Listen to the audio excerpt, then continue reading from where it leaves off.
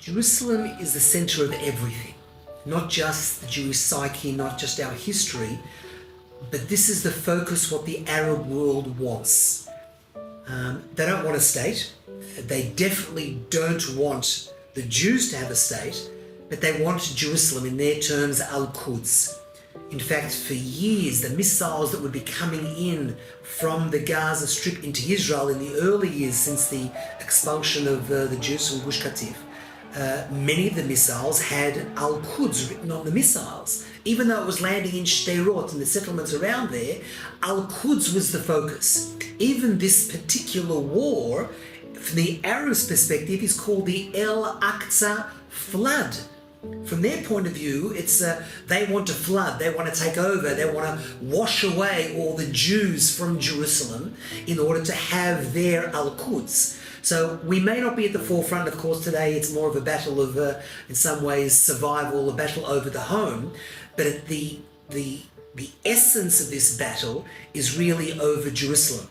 And there's a second point here that maybe people have forgotten that we can definitely learn from. So we made a very big mistake that everyone is waking up to today, and that is the fact that we didn't react properly to the very first missile. No country in the world would have accepted one missile. Not one. And we got to a stage today where we are hundreds of thousands of missiles over the last 20 years coming to regular cities. No country in the world would accept one missile. I reiterate that. And the reason I'm saying this is because we have been way too tolerant in Jerusalem. Our families, the families of Ateret Kohanim living in the old city, the old Jewish quarter, especially the Yemenite village in Shiloh, the Mounts of Olives, Kibbutz Zion, have been under fire for 20 years, ever since the first Jew moved in, legally, normally. Molotov cocktails. We're talking tens of thousands of Molotov cocktails that can kill.